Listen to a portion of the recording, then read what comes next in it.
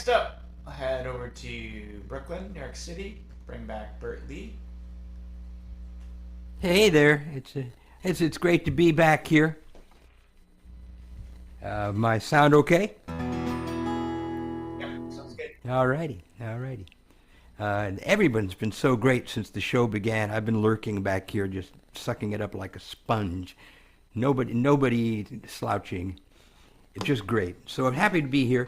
I'm going to do a few songs that are of a slightly older nature and one of a slightly newer nature. I want to start with a song that was one of the first songs I ever wrote, but I never finished. Back in the days when I first came to the village, I lived in a commune with a guy named Samuel R. Delaney. Some of you might know who he is. He's a grandmaster of science fiction.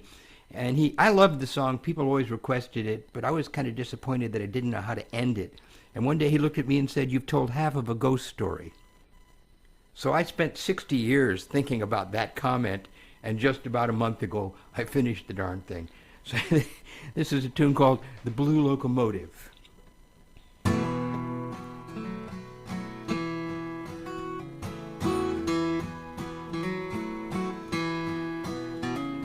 Saturday morning, she stands in the garden, putting butterflies and buttercups in a little glass jar. Her daddy's an engineer with a gold earring in his ear and a blue locomotive. He keeps by the water, says good morning to his daughter in a civil tone. He goes down to the township where the people manufacture clocks, and they all wear bright knee socks, and they all know he's lonely, so they leave him alone. Charles is a soldier with a gun on his shoulder and a long pair of leather boots he polishes every day. In a uniform with gold brocade, he walks around the old stockade. Sometimes when he's lonely, he looks across the water at the engineer's daughter who is sitting there. He goes down to the township to throw away his spending cash, and because of his fine mustache, the ladies adore him, but he just doesn't care. When the blue locomotive returns in the evening, the father brings presents for his lovely young girl. And they sit in the parlor where the fireplace is glowing, and he shows her old photographs of her in her childhood and their life in the wildwood till he naps in his chair. She goes out to the garden where the fireflies flash on and off, and the night breeze blows sweet and soft, and the dragonflies are floating in the sweet summer air. Doodin doodin doodin doodin doodin doodin doodin doodin doodin doodin doodin doodin doodin.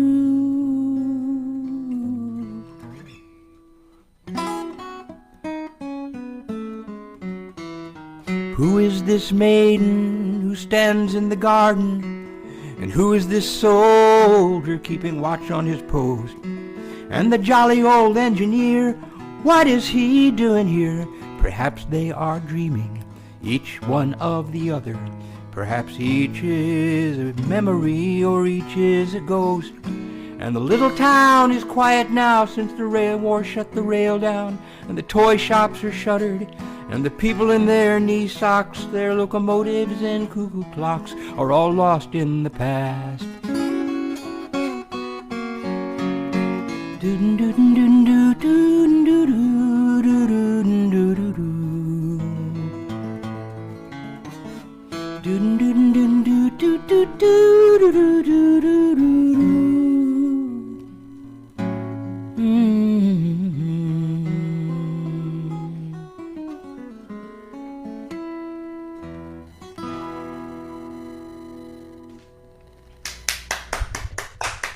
Half of a ghost story, there you go.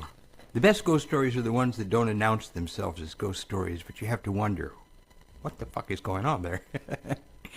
That's it. Okay, so, pardon my French.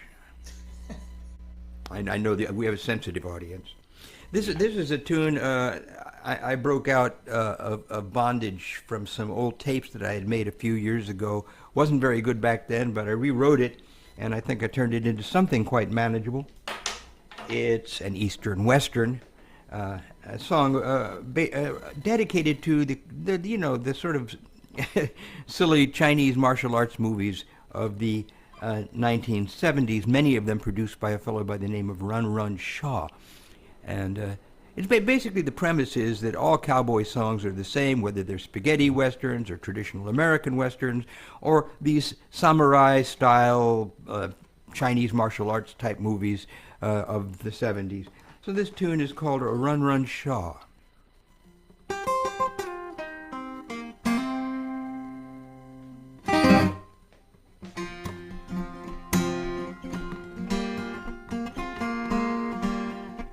In a sleepy little village just west of old Peiping, a gang of thieves came riding down, led by Bandit King.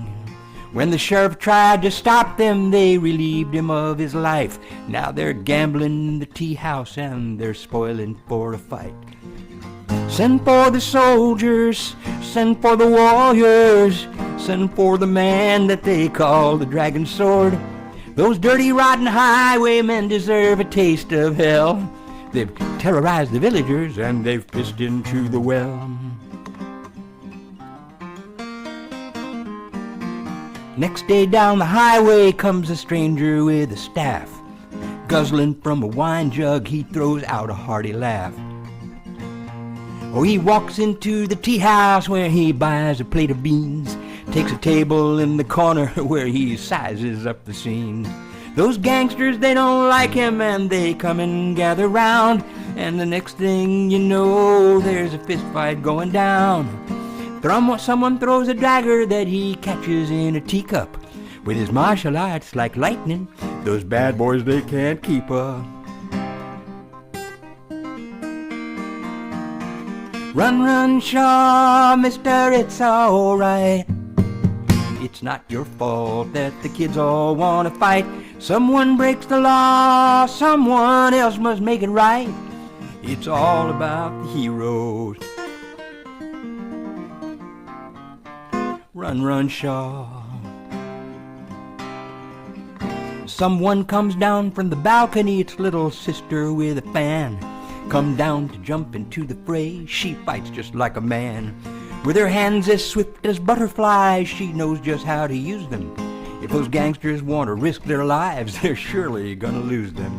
They're jumping over furniture and they're busting through the walls, and they're running down the alley with the devil at their heels.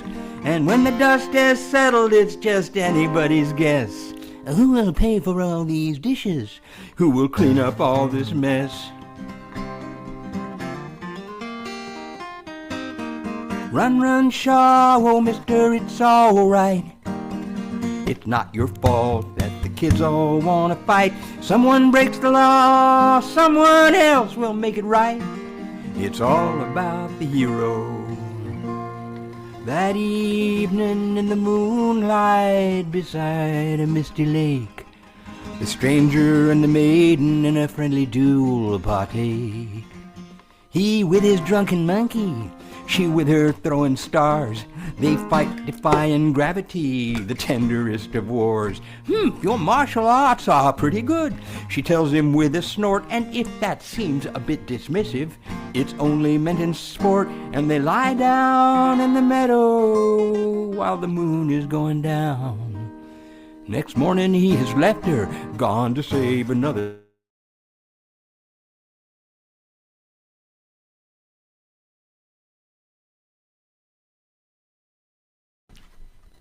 You're wagging your fingers at me, Aunt Fujinaga.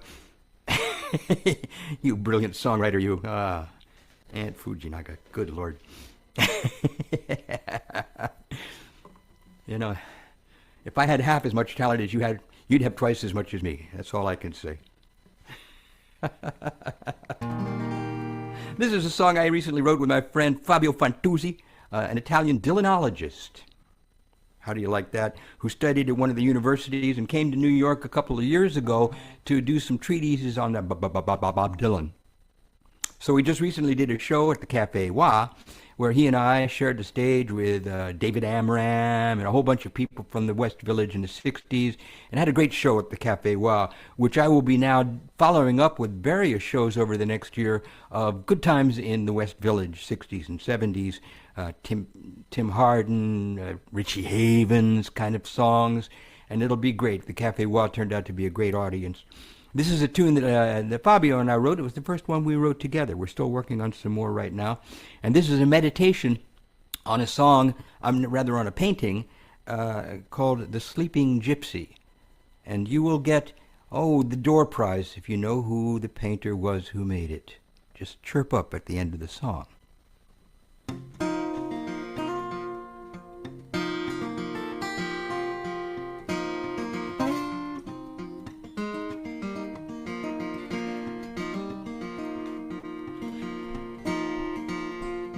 Well, the wind can blow so cold upon this mountain, where a soul with open eyes can see so far.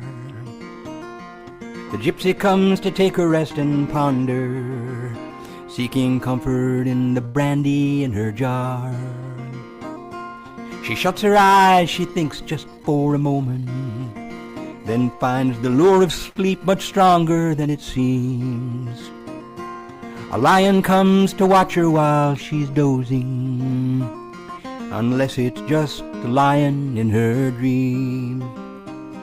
And the cities and the towns spread out below her, full of people with their miseries and wars. They can't recall the majesty above them of the night sky with its shining crown of stars.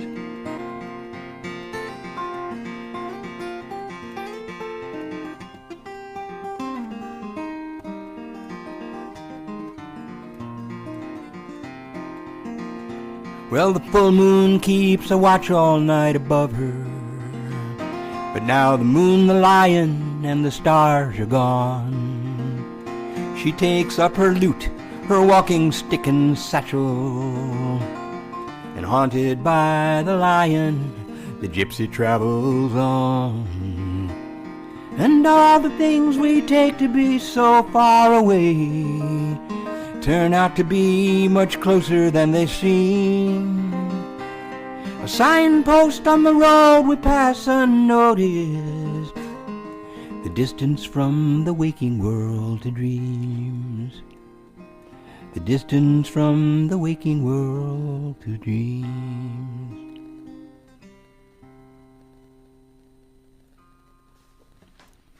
All right, that's it. And the painter is? Oh, somebody's looking at a guy. Oh, they're looking it up. They're looking it up. You won't get the door prize for that. Henri Rousseau. The famous painting. The gypsy's lying there with a lute next to him and a jug of wine, and the lion is standing there watching over him. Great painting. Alrighty. So the next tune here is... how much time do I have, by the way? Do I have time for two? Yes. I think so, yeah. Craig's on at 1:20? Or 1:15. I'm sorry. One more. One more! Okay. So I apologize. Okay. There you go. I write longish songs. What can I say? And once again, John, thanks for pulling this together. You are a prince among men. And this thing is a huge smash hit in the real world. Alrighty.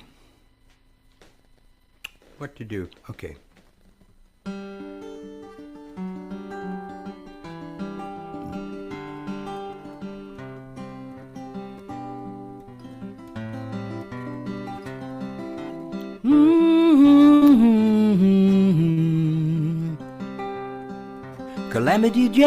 Calamity Jane comes down from the hills like the thunder and rain, a 6-gun goddess 5 bullets shy.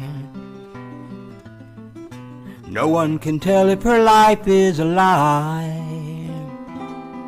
Comes down from the hills like the wild night wind. Everybody knows her. She hasn't got a friend. She's got a room upstairs in a Deadwood bar.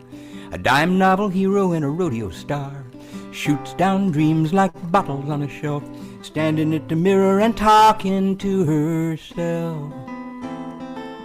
Jane, Jane, tall as a crane.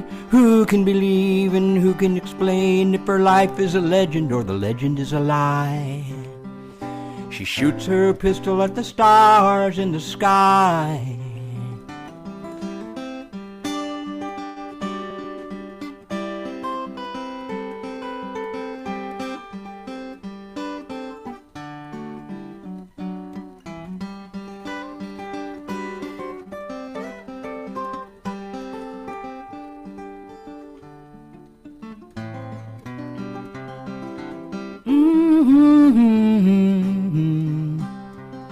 She rode with General Crook at Rosebud Hill. She shot like the devil, but she never made a kill. There's no need to kill 'em when the hard times will. She rode in the circus just to give them a thrill. Standing up in the saddle, she never took a spill. But they only came to see Buffalo Bill. Jane, Jane, tall as a crane, lying in bed with a fever in her brain, trying to sort out all the things she did from the things she didn't and the things she hid. What is the truth and what is the lie? She shoots her pistol at the stars in the sky. She shoots her pistol at the stars in the sky.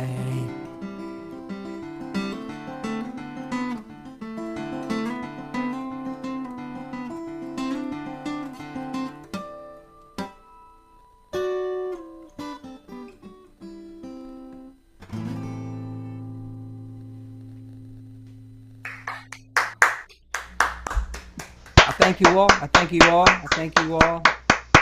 Stick around, folks, if you're just getting started with the QuaranPalooza. This goes on all day long, thanks to the tireless efforts of John Ryback and my friend Craig Greenberg. Hi, how you doing, buddy? Hey, hey, Bert. Good to Yeah, see how you you. doing, buddy? Yeah, good to see you All too. right. Everyone else has been so great. I'll stick around, listen to more good people, and God bless you all. Peace, health, calm, deal with things, and we'll all be okay. So long. Good plan. Thank you, Bert. Awesome set. Our